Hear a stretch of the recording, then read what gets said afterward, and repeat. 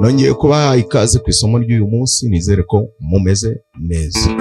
Mwarimu wanyu wa muzika Harerimana Domitien, umunyeshuri wari wansabye ko twakwiga Nyirabisabo.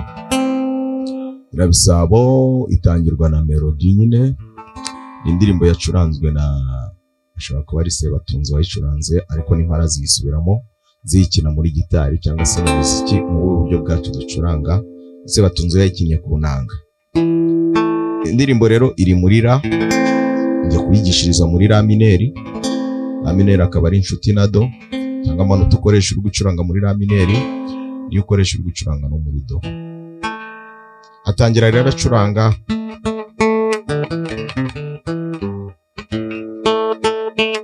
urabona mfite ndi ku mugozi wa gatatu,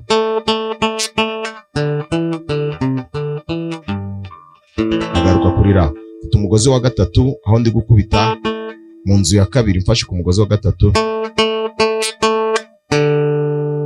Mfite umugozi wa kane ntawufashe, nkawufata mu nzu ya kabiri, nkongera nkawurekura nkawukubita. Urabona ko nje hano mu nzu ya gatatu ku mugozi wa gatanu, ngasubira ku mugozi wa kane, nkawugumaho nkawufata mu nzu ya kabiri, nkaza ku mugozi wa gatandatu mu nzu ya gatatu, ngahita ngaruka kuri ra.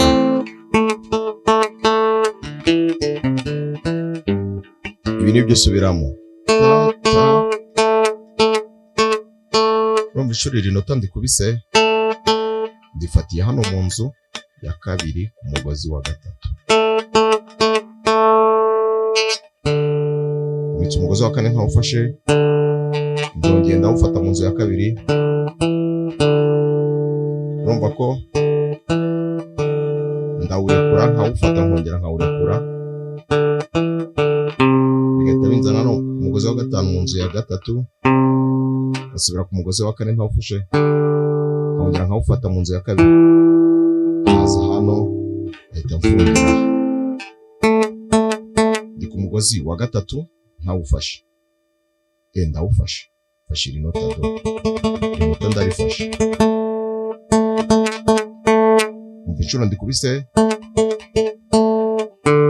ngeze ku mugozi wa kane ntawufashe, nkawufata mu nzu ya kabiri, nkongera nkawurekura, nkabisubiremo. Urumva niko kanjyana kuri do. Ndawurekuye, ndawufashe, ndawurekuye, ngiye kuri do hano mu nzu ya gatatu ku mugozi wa gatanu, gasubira ku mugozi wa kane, nkawufata nanone, bikanjyana hano. Nateranya byose bikaba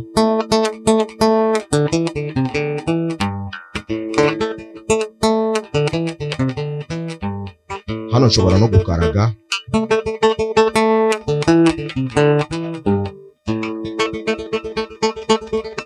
wakaraga urutoki.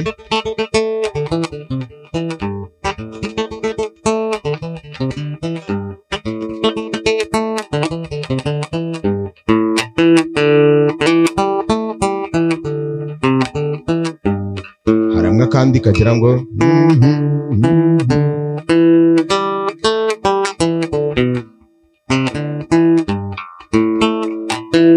urabona ndi ku mugozi wa kane ntawufashe, ndawufashe, ndawukubita nkanawurekura, ndawufata nkawukubita nkanawurekura, nkawukubita.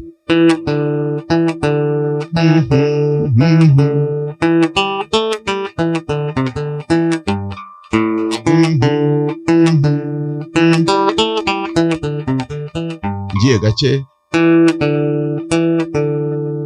nkongera nkafata, nkakubita umugozi wa gatatu ntawufashe, nkanawufata mu nzu ya kabiri,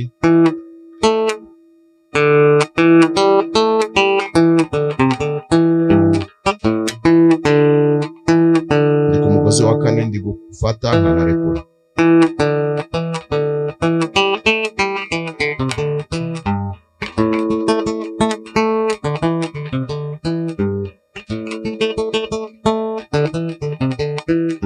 zani inzoga nzani ndiga mwana wa mama,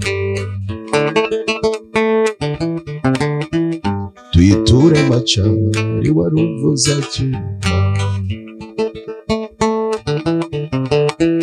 Ushatse wajya uririmba line wayirangiza ugashyiramo ako kamelodi kongera ukaririmba. Irwase muzikura nzamusaba inka, bazayimba ndabizigama zinararaye. Urimo urabibona ko amakuru ndi gukoresha ari ramine na solo gusa. Bazayimba ndabizigama zinararaye, ndirukeri ntabazaga mwana wa mama, inkubita y'urugerero ga mwana wa mama. Ayi ayi